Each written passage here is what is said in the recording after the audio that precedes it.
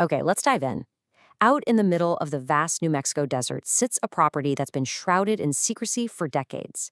But now, a massive release of Department of Justice documents is casting a truly horrifying new light on what may have actually happened at Jeffrey Epstein's Zorro Ranch.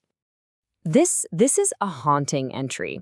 It was found buried within millions of newly released pages, inside a victim's personal diary. And it points to an allegation about Epstein's most mysterious property that is somehow even more disturbing than anything we've heard before. So what exactly is this new, shocking claim that has surfaced from these files? So according to this diary, a teenage victim alleges that her baby was taken from her just minutes after she gave birth at the ranch way back in 2002, and she claims the whole thing was supervised by Ghislaine Maxwell. This unverified civil claim, which is now part of the public record, has been dubbed baby farming. And here's the thing. As shocking as this is, it actually fits a pattern we already knew about. For years, we've heard that Epstein told scientists about his bizarre ambition to use Zorro Ranch to impregnate women and, in his words, seed the human race with his DNA. So while these specific baby farming claims are still uncorroborated, they add a chilling new layer. But to really get your head around how a place like this could even exist, you first have to understand the location itself. Right. So the choice of New Mexico, that was no accident. It really seems like Epstein was deliberately setting up his operation in a landscape that was already famous for keeping secrets. You know, the New Republic put it perfectly. They said, if there's a secret, New Mexico will try to keep it. The state just has this long history of housing clandestine operations for the powerful, making it the perfect place to hide in plain sight. I mean, think about the neighborhood, right? Within a pretty short distance of Zorro Ranch, you have this incredible concentration of secrets. You've got the Trinity site, the birthplace of the atomic bomb. You have Los Alamos, a hotbed of Cold War espionage. You've got Scientology's fortified doomsday vault. And you even have treatment centers where the Catholic Church hid pedophile priests. Epstein didn't just find a remote location. He found an entire culture of secrecy. And right in the middle of all this, he built a massive 50,000-square-foot mansion. Locals reported that when Epstein's crowd was in town, the lights were so bright they would literally drown out the desert stars. A monument to power, hidden away from the entire world.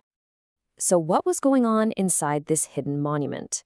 Well, the first warnings, they didn't just start recently. They began decades ago, and they were systematically ignored. This timeline is just staggering. Back in 1996, an Artiste Maria farmer filed the first known criminal complaint after her teenage sister was allegedly assaulted at Zorro Ranch. The NYPD and the FBI, they took no action. Then, in 2002, Vanity Fair was all set to publish their story, but the editor later admitted he caved under pressure from Epstein and cut it.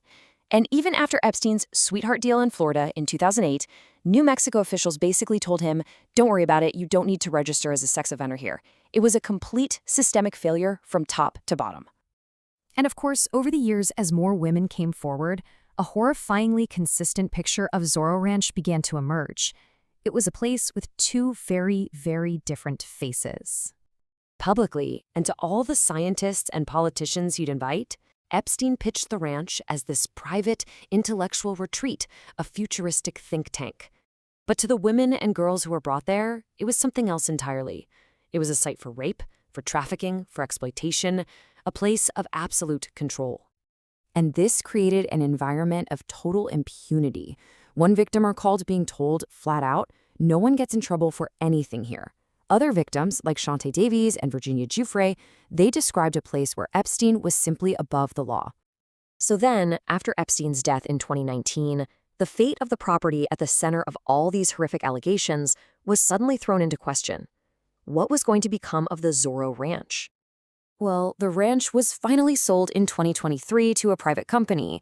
Its name was changed to Rancho de San Rafael, and the state of New Mexico successfully canceled the leases on over 1,000 acres of public land that Epstein had been using as his own private buffer.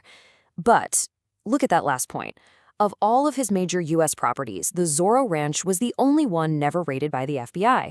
That leaves a massive, massive gap in the investigation. And this leaves us with a final, really provocative thought. The name on the gate is different now, and new owners walk that land.